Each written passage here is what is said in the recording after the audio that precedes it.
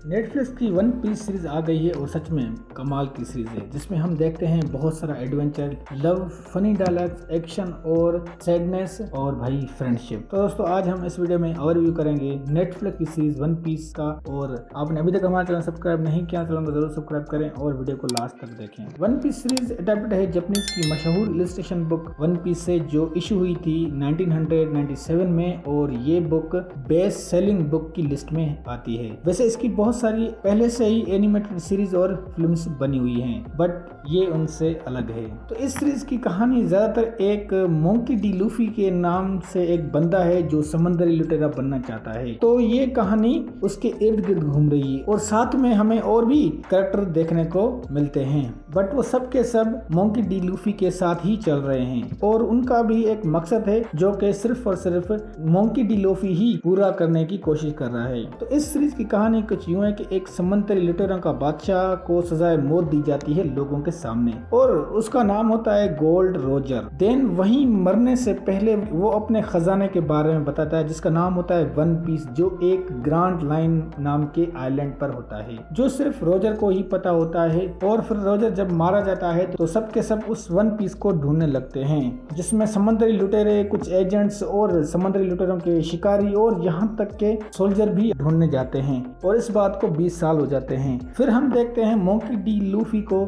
जिसका बचपन से ही मकसद होता है समुद्री लुटेरों का बादशाह बनना। और जब लूफी को पता चलता है कि लुटेरों का बादशाह तभी बन सकता है जब तक वो गोल्ड रोजर का वन पीस को हासिल नहीं कर सकते, देन फिर लूफी अकेला ही वन पीस को हासिल करने के लिए निकल पड़ता है। मतलब कि उसको पता चलता है कि एक मैप है ग्रांड लाइन का और उसी को ढूंढने के लिए निकल पड़ता है। देन लूफी एक शेल्स टाउन नाम की जगह जाता है मैप ढूंढने। तो वहाँ उसको कुछ ऐसे लोग मिलते हैं जिनका अपना एक मकसद होता है। तो उसमें एक होती है नूमी, जो एक बहुत ही बड़ी शातिर चोर होती है और हर किस्म के मैप को बनाना भी जानती है। और नूमी का भी मकसद होता है अपने गांव और अपनी फैमिली को लुटाने से आज़ाद करना, और उसके लिए ये भी निकल पड़ती है वन पीस का मैप ढूंढने, क्योंकि एक फिश नाम के लुटेरे ने उसकी गांव पर कब्जा किया है और वो तभी आज़ाद करेगा जब उसको वन पीस का मैप लाकर दे नूमी। तो नूमी को जब पता चलता है कि वो शेल्स टाउन में कहीं ये मैप है तो वो भी वहीं निकल पड़ती है, और फिर उसकी मुलाकात लूफी से होती है। और उनके साथ एक और बंदा शामिल होता है जिसका नाम होता है रूरो नोआ ज़ूरो, जो एक लुटेरों का शिकारी होता है। ये बहुत ही बड़े बड़े लुटेरों को पकड़कर पुलिस के हवाले करता है। मतलब वो लुटेरे जो कि एक वांटेड लिस्ट में होते हैं और उन पर एक इनाम रखा होता है, तो ये उनको पकड़ता है और ये पुलिस के हवाले करता है। और इसका भी एक मकसद होता है, वो है दुनिया का सबसे महान और बड़ा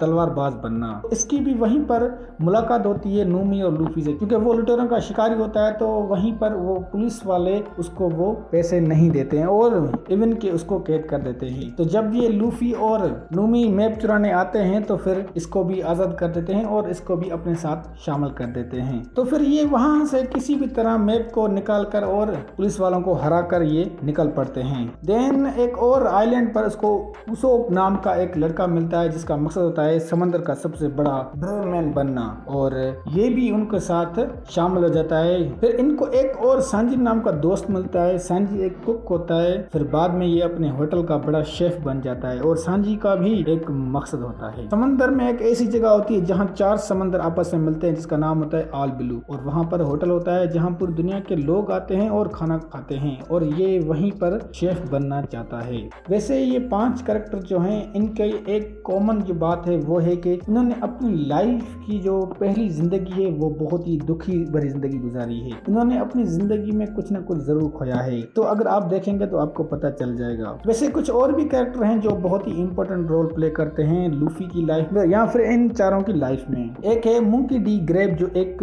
मरीन ऑफिसर है और समुद्री लुटेरों को पकड़ता है, और ये दादा है लूफी का। और ग्रेब लूफी को पकड़ना जाता है और उसे अपनी तरह मरीन का ऑफिसर बनाना चाहता है, बट लूफी जो है वो एक लुटेरा बनना चाहता था, तो इसलिए वो घर से भाग जाता है और लुटेरा बन जाता है। फिर एक और कूबी नाम का लड़का है और लूफी की सबसे पहले मुलाकात कूबी से होती है, और वो दोनों ही दोस्त बन जाते हैं क्योंकि कूबी को उसने एक अलविदा नाम की लुटेरे से बचाया था, तो कूबी को वो दोस्त बना लेता है। वैसे कूबी का भी एक मकसद होता है कि एक ईमानदार पुलिस ऑफिसर बनना, इसलिए लूफी जो है उसको कहता है कि तुम अपना जाओ मकसद पूरा करो। देन कूबी जाता जाता है शेल्स टाउन और वहाँ पर मरीन एकेडमी में भर्ती हो जाता है। और फिर लूफी के दादा जो हैं वो उसको अपने पास रख लेता है। तो लूफी और उसके साथी जो ग्रैंड लाइन के लिए निकल पड़ते हैं, तो उनके बीच बहुत सारे लुटेरों का सामना करना पड़ता है। तो उसमें कुछ हैं जैसे कि फिश नाम का है और एक जोकर टाइप का होता है। तो वो सब जो है इनको मारने के लिए निकल पड़ते हैं, क्योंकि इनके पास होता है ग्रैंड लाइन का मैप और हर कोई लुटेरा चाहता है कि वो मैप हासिल करे और ग्रैंड लाइन पहुंचकर वन पीस को हासिल करे। बट ये उन सब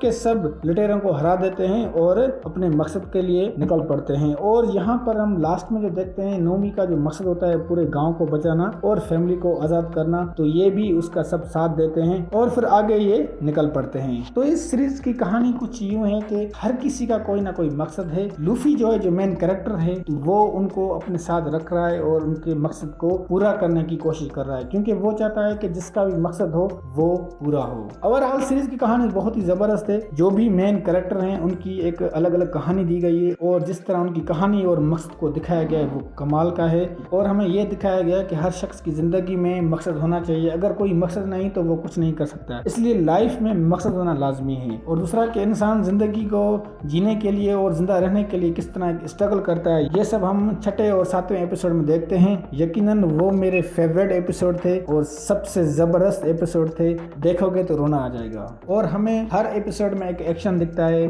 तो इस सीरीज में टोटल 8 एपिसोड हैं और यकीन करें कि हर एक एपिसोड जो है वो एक अलग अलग कैरेक्टर को जाहिर कर रहा है। और मैं अगर एक्शन की और इसकी साथ वीएफएक्स की बात करूं तो थोड़ा बहुत ऐसा लगता है कि जैसे ये हम कोई गेम का कोई एक्शन देख रहे हैं, बट ऐसा नहीं है। तो हम ये कह सकते हैं थोड़े सस्ते वाले वीएफएक्स यूज किए गए हैं, मगर वो भी जबरदस्त है और कमाल के हैं। तो इस सीरीज का जो टोटल बजट है वो है 120 से 123 मिलियन डॉलर। तो दोस्तों ये था ओवरऑल वन पीस सीरीज पर ओवरव्यू। अगर वीडियो अच्छी लगी तो लाइक करें और चैनल को जरूर सब्सक्राइब करें।